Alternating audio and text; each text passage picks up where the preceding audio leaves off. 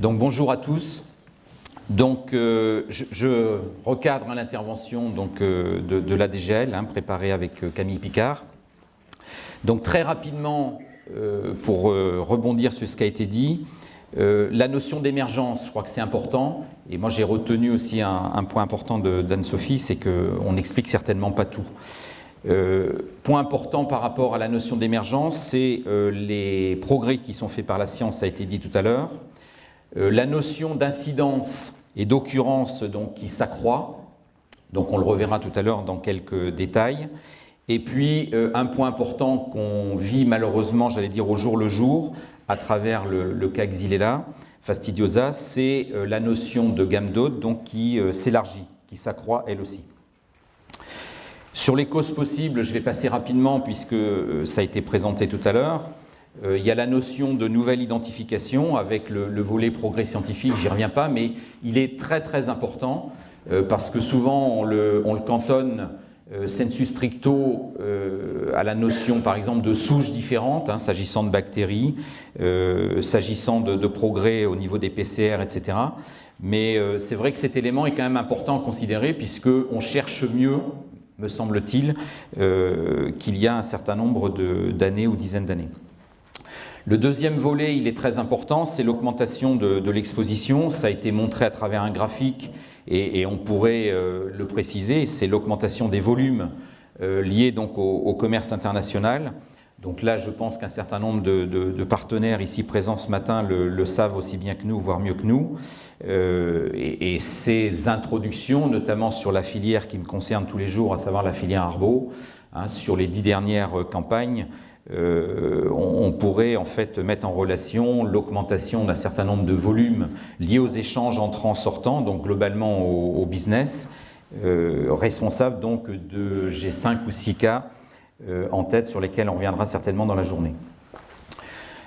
Le volet élargissement de la gamme d'hôtes, on l'a ici sous forme de tableau, donc pour aussi gagner du temps et rester dans le timing, on ne va pas le détailler ligne par ligne. Vous avez ça sur l'ensemble des documents et les PowerPoint, je pense, en plus seront en ligne, me semble-t-il. Donc vous pourrez regarder ça encore plus précisément que sur les documents écrits. Mais simplement, c'est une diapo là, que nous a préparée Camille Picard de l'ADGL, SDQPV, où vous avez sur la colonne de droite, il y a 18 mois, sur la base de la connaissance biblio, donc de la littérature, les espèces hôtes de Xylella fastidiosa, donc souche multiplex. Et quand on regarde en 18 mois, suite, j'allais dire, et malheureusement, à nos détections d'une part Corse et arc méditerranéen, donc continental plus proche de nous, donc 6 foyers récents sur le continent, on s'aperçoit qu'on a multiplié cette liste par 3 ou 4. Et je ne suis pas sûr d'ailleurs que scientifiquement, même quasi certain du contraire, qu'elle reflète aujourd'hui précisément au niveau scientifique l'élargissement de la gamme d'hôtes, puisqu'aujourd'hui érable, donc autrement dit en décodage, la colonne centrale, si on prend les noms français, vous avez donc la liste de l'ensemble des espèces sur lesquelles on a détecté, situation du 26 octobre dernier, donc Xylella fastidiosa, donc multiplex corse, donc érable, les cis, les genêts, Véronique, lavande, myrte, pélargonium, mirobolant, prunier cerise en fait, chêne-liège, romarin et faux-genêt d'Espagne. L'autre élément qui peut expliquer sur un plan un peu plus technique les causes de l'émergence, c'est la prolifération des insectes vecteurs. Donc c'est aussi vrai sur le dossier Xylella et je vous renvoie à la commission scientifique, à la mission scientifique qui a été pilotée par la DGL en collaboration étroite avec l'INRA et l'ANSES, donc le rapport est public, mais j'ai voulu la changer de sujet.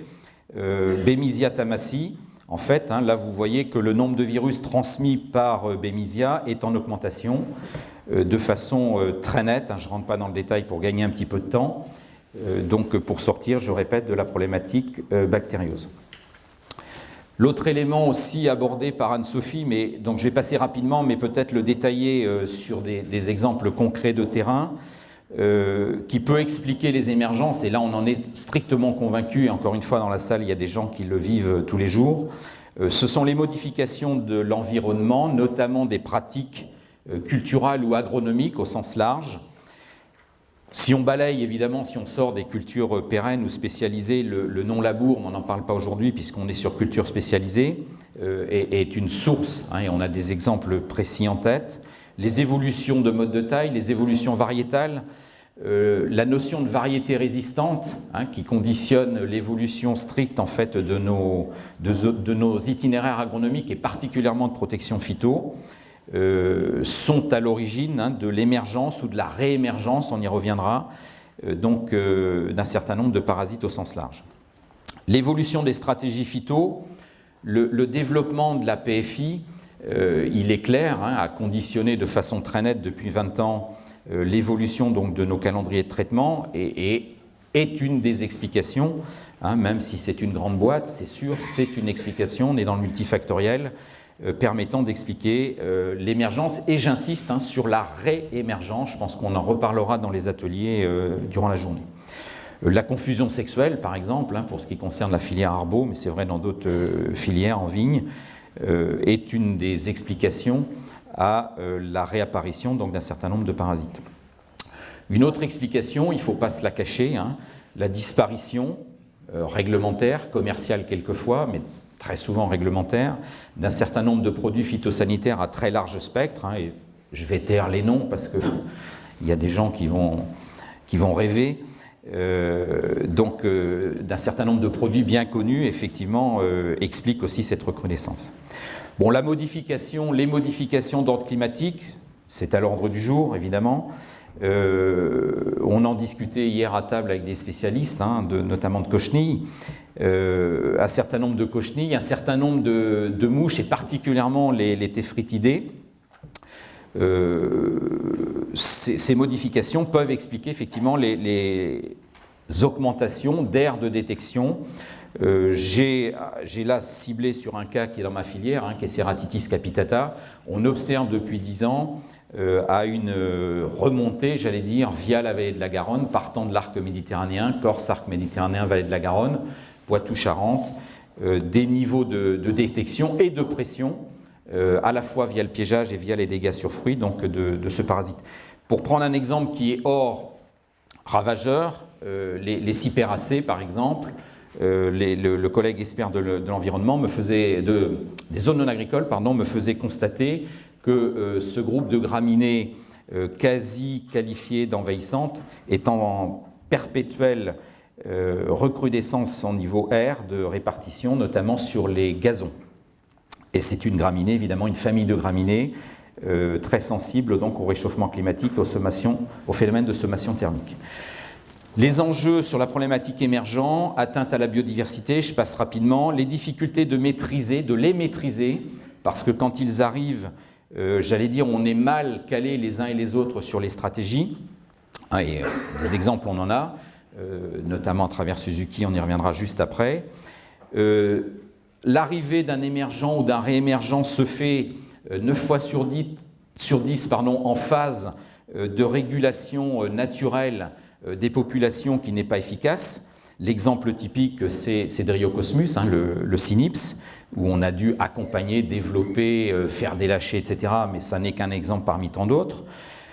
Ça nécessite, et on le sait malheureusement notamment à travers le cas de Drosophila Suzuki, par exemple sur cerisier, on a vu l'envolée des IFT, hein, donc du nombre de traitements concrètement, d'indicateurs, de l'ordre de 2,5 à 2,7 traitements en plus. Et point très très important, puisqu'on a parlé tout à l'heure du business à travers les flux, ces parasites constituent malheureusement très souvent des freins significatifs à nos exportations vers les pays tiers, hein, sous-entendu bien sûr tiers Europe. Sans parler, je ne suis pas un spécialiste, hein, des conséquences pour un certain nombre de plantes, hein, on ne l'a pas abordé encore ce matin, sur les aspects santé publique, allergie, mais ce n'est pas le seul problème. Et ça a été dit par Anne-Sophie, très souvent, et on a des éléments chiffrés que je n'ai pas eu le temps de reprendre, notamment Suzuki sur la filière cerise, mais dans d'autres domaines, on est capable de chiffrer les incidences économiques dramatiques, hein, sur certaines filières. Alors, les facteurs clés qui vont influencer leurs conséquences, et c'est important, on n'a pas le temps de les détailler dans cette configuration, mais le fait qu'on soit ici réunis, j'allais dire, de façon multicasquette, est un point très important parce que la gestion des émergents, vous allez le voir, En termes d'influence sur les conséquences, elle va dépendre de la gravité épidémiologique donc de ces parasites. Je passe rapidement là parce qu'on le reverra dans les ateliers en détail. Elle dépend de nos connaissances, je l'ai dit tout à l'heure, face à ces nouveaux agresseurs, et force est de constater que même en faisant de la biblio internationale, sur un certain nombre d'entre eux, on est relativement sec, très court, sur les stratégies, sur les molécules efficaces, dans l'ordre, sur les molécules et les stratégies. Ensuite, on est sur de l'organisationnel, mais c'est très important. On a vu tout à l'heure le positionnement de l'OEPP. C'est un gros partenaire, hein, c'est la structuration de la gouvernance au niveau mondial. Alors c'est peut-être loin de nos parcelles agricolo-françaises, mais c'est important, et plus proche de nos parcelles, parce que là, ça nous concerne tous. Ici présent ce matin, c'est la conséquence de ces émergents va dépendre de la structuration et de l'articulation de l'ensemble de nos missions et des partenaires. Hein, et c'est clair, on n'a pas le temps de s'y étendre, il y aura peut-être tout à l'heure des questions, des remarques là-dessus. On subit quand même depuis une dizaine d'années de grosses restructurations quant au périmètre d'activité de nos structures. Hein, et on est bien placé, nous, à la DGL, SDQPV, donc protection des végétaux, pour en parler. Donc aujourd'hui, il n'est pas clair, il n'est pas forcément évident que l'articulation recherche, expertise, évaluation du risque, gestion du risque, hein, c'est les partenaires scientifiques, c'est les partenaires champs d'agriculture, c'est nous, DGAL, c'est les instituts techniques, c'est l'ANSES. Hein, je ne suis pas sûr qu'on soit complètement à l'optimum. Alors, sur les aspects réglementaires, je ne rentrerai pas dans le détail, mais il est bon quand même de rappeler les grands chapeaux. Actuellement, le dispositif réglementaire européen est centré sur, on en a parlé tout à l'heure très rapidement, la fameuse directive, je dis fameuse parce que pour nous c'est la base, la 2029, qui liste donc plus de 250 organismes nuisibles, je le rappelle, parce que c'est quand même une liste longue, quasi complète par rapport aux parasites significatifs, 10 de quarantaine, dont l'introduction et la propagation donc au sein de l'UE est interdite. Hein, c'est les fameuses listes A1, A2 dont je parlerai tout à l'heure. Alors, simplement, je vous ai mis ici en bleu, on a choisi avec Camille Picard de ne pas vous le présenter parce que ce n'est pas totalement stabilisé, mais quelque chose qui va bouger notre façon de faire de façon significative, hein, c'est le futur règlement européen donc de santé des végétaux qui définit notamment, c'est un point important, une liste d'organismes de quarantaine prioritaires. On pourra y revenir aussi. Et il existe bien sûr des dispositions nationales complémentaires, hein, supplémentaires à cette directive. C'est le fameux arrêté du 31 juillet 2000, notamment avec ses annexes A et annexes B, que vous connaissez, sur lesquels on vous a mis les classements donc dans les fiches agresseurs que vous avez. Je rappelle qu'en cas de découverte d'un foyer d'organismes nuisibles réglementé, hein, un plan d'éradication, le plus souvent est mis en œuvre. Hein, mais je prends l'exemple, par exemple, de la punaise diabolique, hein, où en fait, suite à une analyse de risque phytosanitaire réalisée sous saisine de la DGL auprès de l'ANSES, pour l'instant, on n'est pas donc dans une gestion de foyer, puisqu'on estime que les risques sont contrôlables par ailleurs. L'élément nouveau, c'est la catégorisation des dangers sanitaires. Vous avez participé, je sais que notamment sur la région Aquitaine, un certain nombre de réunions ont eu lieu. Donc la catégorisation sanitaire qui découle, je le rappelle, des États généraux du sanitaire, donc 2010. Et depuis 2011, donc, le Code rural définit 3 catégories de dangers. Je vais accélérer un petit peu, parce que je pense que c'est connu de tous, mais vous avez ces éléments, je répète. Des dangers de première catégorie qui sont d'intérêt général, des dangers de deuxième catégorie qui sont dits d'intérêt collectif, et la troisième catégorie qui est du domaine donc, du droit privé, l'initiative et de l'intérêt privé. Simplement, je rappelle, alors j'ai bien posé le chapeau, ça découle des États généraux du sanitaire, structure de réflexion dans laquelle toutes les organisations professionnelles étaient impliquées. Je rappelle simplement, parce que ça a été dit tout à l'heure, que cette méthode d'évaluation qui liste en fait les parasites avec un rang, avec un score, elle est issue de la mise en œuvre d'une analyse de risque phytosanitaire pilotée par l'ANSES, à la demande donc, de la PV, enfin de la DGAL, qui est basée sur l'analyse du risque d'entrée, basée essentiellement sur les flux, les fichiers des douanes, etc. Je ne rentre pas trop dans le détail.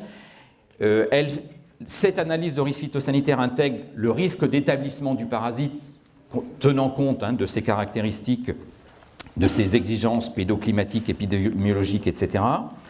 Elle intègre cette analyse de risque les risques de dispersion donc sur notre territoire, tenant compte aussi de ses caractéristiques du parasite. Et cette analyse de risque qui a conduit à la classification donc, de ces dangers, première, deuxième, troisième catégorie, intègre l'impact économique, mais on l'oublie aussi parce qu'on a beaucoup travaillé. Elle intègre aussi donc, la dimension environnementale, biodiversité, valeur patrimoniale d'un certain nombre de plantes. Je rappelle aussi que l'inscription des dangers, première catégorie, deuxième catégorie, se fait après discussion donc en CNOPSAV, donc le Conseil national d'orientation des politiques sanitaires, végétales et animales.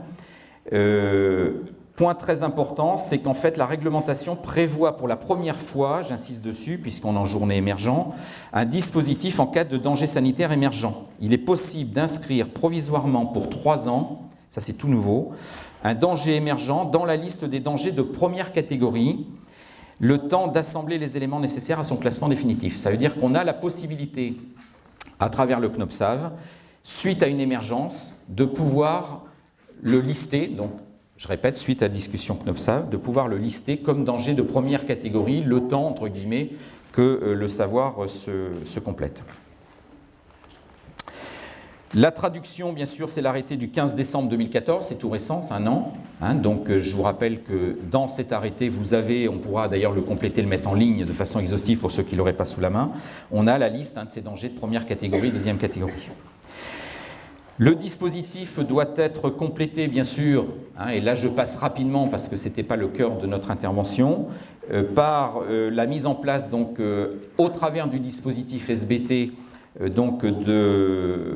d'une méthodologie de détection la plus précoce possible, ça a été dit tout à l'heure, notamment à ce titre, le collègue ici présent, Jérôme Julien, a contribué à la réalisation dès 2011 d'une note nationale permettant donc de lister ces parasites et de mieux les surveiller. Je termine sur les grandes lignes d'un plan d'urgence. Donc, plan d'urgence après une détection, c'est la définition de l'objectif, éradication ou enrayement, c'est un point important.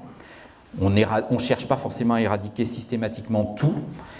La détection et la délimitation des zones contaminées, zones tampons, zones délimitées, la définition des mesures de gestion par zone, matérialisation, signalétique, les traitements phyto, destruction, abattage, gestion des végétaux, les contrôles et interdictions de plantation, la définition donc des mesures de surveillance, le tout complété par des enquêtes épidémiologiques, remontée de filières, prise éventuelle donc d'arrêtés préfectoraux, quasi systématiques, et évidemment la définition donc une chaîne opérationnelle de commandement, donc qui est mise en place d'ailleurs avant la mise en place du plan d'urgence, testée, rodée, permettant d'établir les contacts. Et sans oublier bien sûr le volet plan de communication. L'adaptation du plan de surveillance, j'en ai parlé. Merci.